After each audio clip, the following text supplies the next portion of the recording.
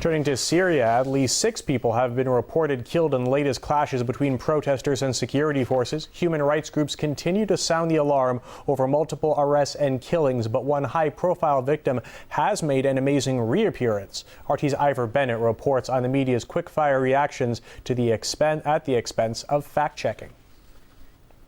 She was hailed as the flower of Syria, the symbol of the suffering under President Bashar Assad's brutal regime. At least that's what much of the Western media said after the apparent butchering of Zainab al-Hosni. We have viewed pictures of what was done to Zainab's corpse, and they are simply too gruesome to air. Several Western media outlets were quick to report al-Hosni's gruesome death, apparently the first woman killed in government custody.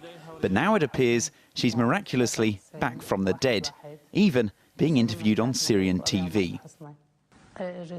I came to the police station to say the truth. That's what I say to those lying channels. I'm now still alive, not dead. Human rights groups like Amnesty International jumped on the bandwagon too, reporting al-Hosni was tortured, murdered and mutilated. It even claimed her mother found the body in a morgue last month. All assertions it's now being forced to backtrack on.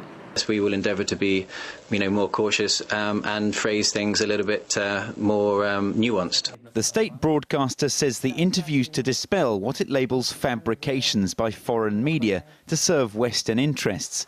It's stories like this that have been used to prop up calls from the US, Britain and France for UN sanctions to be slapped on Syria. But their foundations are now looking shakier than ever.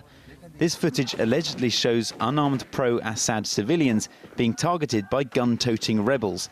So perhaps not the peaceful opposition they're often made out to be by the West that only seems to look one way. This notion that the U.S. is now part of this pro-democracy regime is ridiculous. They're jumping on that bandwagon as an opportunity to get out in front of it and create this deceptive appearance, while at the same time they're supporting the dictatorships that are aligned with them in the United Nations and as part of their empire.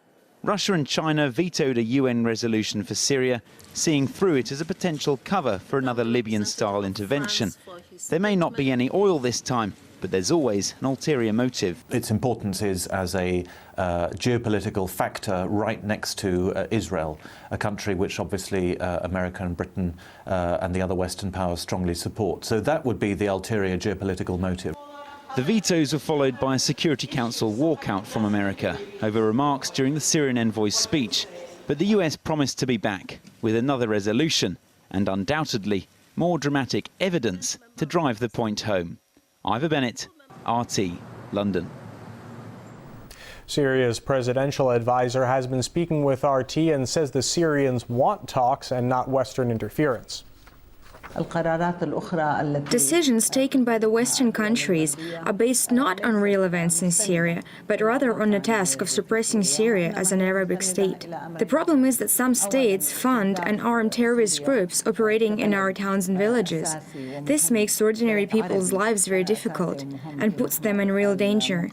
It's up to the Syrian opposition to protest against foreign interference. The opposition should participate in dialogue for the goal of reform and building a new, better Syria. It shouldn't nurture itself or listen to provokers who turn it against dialogue with the government.